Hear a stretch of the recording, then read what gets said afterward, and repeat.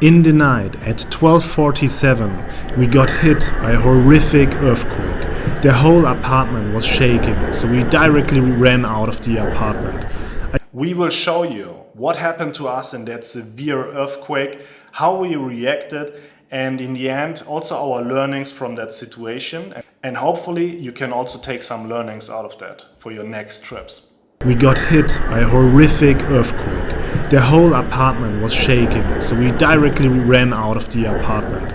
I directly turned my phone on and received earthquake notification by the BMKG app from the Indonesian government. It was mentioned that the magnitude was 7.9. I looked at the map and saw that the epicenter of the earthquake was 250 kilometers away from us. I looked at which depth the earthquake was and directly knew that this is seriously dangerous for us because of how strong the magnitude was and at which depth it happened, deeper than 100 kilometers. I directly recognized we are in a real threat for a tsunami and also saw that we are on the worst place on the island, the west coast. I directly got the next notification, tsunami warning. Magnitude was corrected to 8.5.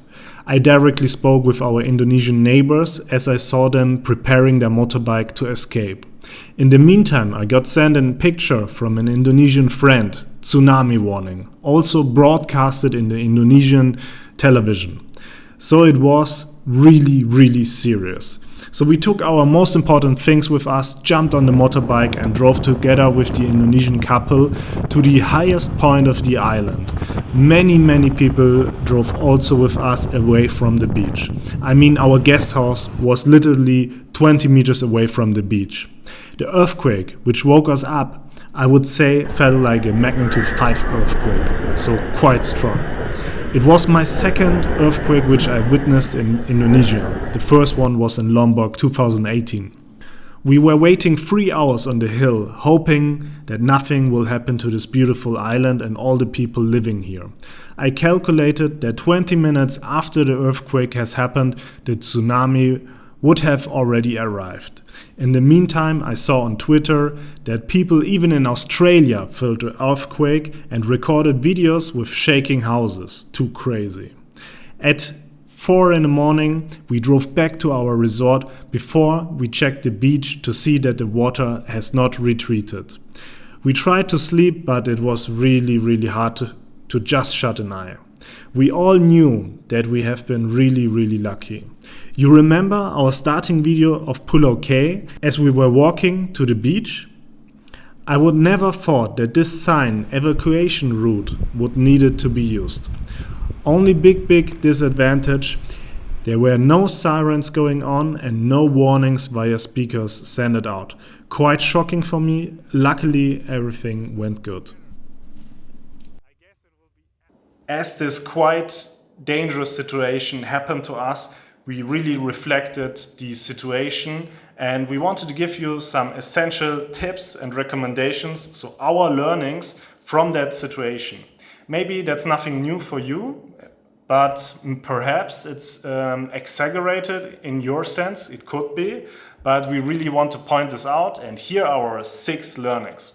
First thing, run out immediately out of the apartment. In our situation, it was in the night at almost 2 a.m. I was sleeping quite heavily, but then the earthquake woke me up. So, direct first thing, I realized, oh, that's an earthquake, we need to run out. Yeah? So that's the first thing. Second thing, try to wake up as many people as possible in your surrounding. Because in our situation, we knew that the co-worker from Malang, who is called Elle, she was somewhere in the surrounding, sleeping in a room, but we didn't know exactly where her room is located at. So it was not a really good feeling then to drive off without her or without knowing like what is her condition, you know, like did she recognize that there's an earthquake and what is she doing? Does she have a motorbike to escape? So also from that point of aspect, really try to for sure help as many people as possible. Third point, be quick in decision taking. We were looking way too long at these warnings on the BMKG app and all these things. Yeah, it took us several minutes then in the end to really escape from that situation. Number 4, definitely have your BMKG app running on your phone and turn on the notifications for the warnings for earthquakes, tsunamis, and etc. Number 5, if you're in a tsunami threatened area, make sure to know where the highest point of your island is. And this should not be like on a paranoid mode. Yeah, so every day you need to think like, whoa, where's the highest point? No, but in general, if you visit an area and you know, okay, there could be a threat to this area for a tsunami, just make sure that you once think about what is the highest point, how you can get there, and that's just the basic safety for you. And number 6, make sure that your motorbike is fueled up.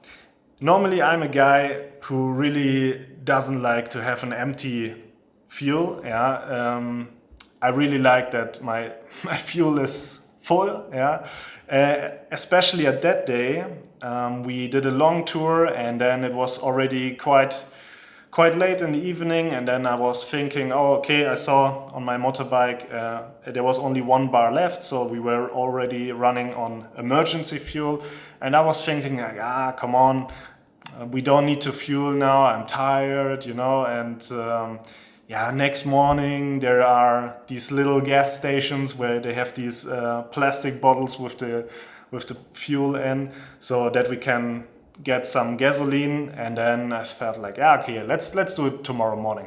But in that split second, as I was thinking about that, I thought like, what if something happens tonight?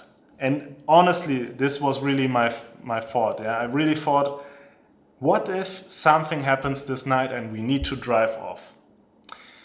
Yeah, guess what happened? So make sure that you are not running on an emergency fuel.